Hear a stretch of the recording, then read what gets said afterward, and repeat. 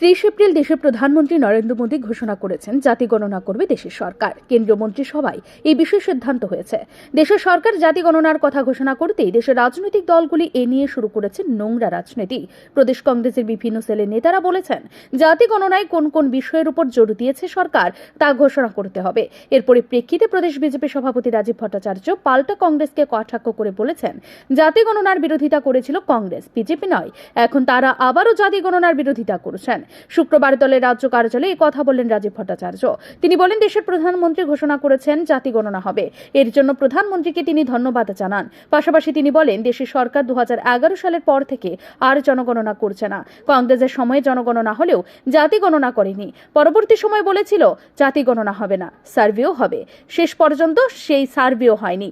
প্রয়াত প্রাক্তন প্রধানমন্ত্রী মনমোহন সিং বলেছিলেন জাতি গণনা করবেন।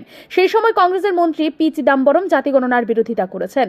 14 বছর পর দেশের প্রধানমন্ত্রী নরেন্দ্র মোদী বলেছেন সরকার জাতি গণনা করবে। তাতেই বোঝা যায় সরকার দেশের উন্নয়নে কতটা সদিচ্ছা রয়েছে। বিজেপি চাইছে এই জাতি গণনার মাধ্যমে এসসি, এসটি এবং মাইনরিটির মতো ওবিসি অংশের মানুষের সংখ্যা নির্ধারণ করতে। সেই সঙ্গে সমাজের আর্থিকভাবে পিছিয়ে পড়া অংশের মানুষের জন্য সরকার 10% সংরক্ষণের কথা বলেছে। আমরা জানি যে 2010 সালে তৎকালীন প্রয়াত প্রধানমন্ত্রী ডক্টর মনমোহন সিং লোকসভায় প্রতিশ্রুতি দিয়েছিলেন যে কাস্ট সেন্সাস করা হবে, কিন্তু পরবর্তী সময়ে যে 2011 সালে সেন্সাস হয় সেখানে কাস্ট অন্তর্ভুক্তি বিরোধিতা করেন কংগ্রেস এবং সেই সময় এই কাস্ট সেন্সাস করা হয়নি এবং আলাদা করে সেন্সাস করা হবে, সার্ভে করা হবে, সেই প্রতিশ্রুতি কংগ্রেস সেই সময় দিয়েছিল 2011 সালে। পরবর্তী সময়ে কেন্দ্রীয় সরকার বহু অর্থের বিনিময়ে অস্বচ্ছভাবে এই কাস্ট সার্ভের কাজ করা হয়েছিল, ভুলভাল তথ্য সংগ্রহ করা হয়েছিল। সেই সময় কংগ্রেসের সরকার সেই সার্ভের যে রিপোর্ট, যে কাস্ট, সেটা করতে পারেনি, প্রকাশ করতে পারেনি, কারণ ভুলভাল সিদ্ধান্ত, ভুলভাল যে তথ্য সেটা সেই সময় সংগ্রহ করেছে।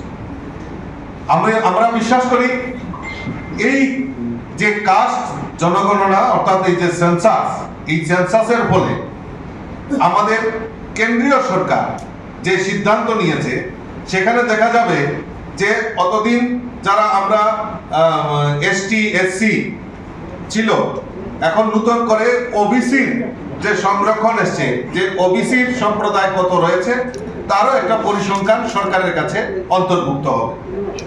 এবং ইতিমধ্যে আপনারা জানেন যে আমাদের ভারতবর্ষে এসটি, এসসিদের সংরক্ষণ যেরকম চলছে, আমাদের কেন্দ্রীয় সরকার, আমরা মোদীজির নেতৃত্বের সরকার সমাজের অর্থনৈতিকভাবে দুর্বল অংশের মানুষের জন্য 10% রিজার্ভেশন, সেটা আমাদের কেন্দ্রীয় মন্ত্রিসভা অর্থাৎ আমাদের দেশের প্রধানমন্ত্রী সেটা ঘোষণা করেছিলেন এবং এই সংরক্ষণ 10% সংরক্ষণ। সাংবাদিক সম্মেলনে প্রদেশ বিজেপি সভাপতির বদল হবে কিনা, কবে নাগাদ বদল হতে পারে, সাংবাদিকদের এই প্রশ্নের জবাবে রাজীব ভট্টাচার্য বলেন, বিজেপি হচ্ছে কার্যকর্তাদের দল। দল যাকে যে সময় যে দায়িত্ব দিয়েছে সেই দায়িত্ব সে পালন করতে বাধ্য। দল কাকে কোন সময় কি দায়িত্ব দেবে সেটা শীর্ষ নেতৃত্ব স্থির করেন। যখন কোনো সিদ্ধান্ত হয় সেই সিদ্ধান্তের কথা জানাবেন নেতৃত্ব।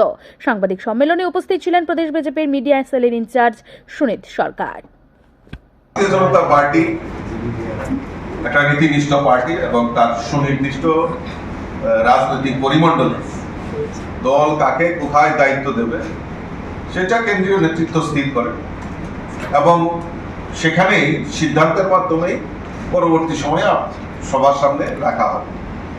তো দল তাকে যে সময় দায়িত্ব দেবে সেই দায়িত্ব, কারণ ভারতীয় জনতা পার্টি কার্যকর্তাদের পার্টি, এই কার্যকর্তাদের মূল্যায়ন করে এবং এই কার্যকর্তাদের মূল্যায়নের মাধ্যমেই আগামী দিন দলের নেতৃত্ব নির্ধারণ করা হবে এবং সঠিক সময়ে নিশ্চয়ই আপনাদের কাছে সেটা প্রস্তুত করা হবে। সঠিক সময়টা কি এই মাসেই না যুদ্ধের জন্য বিদায় গেছে?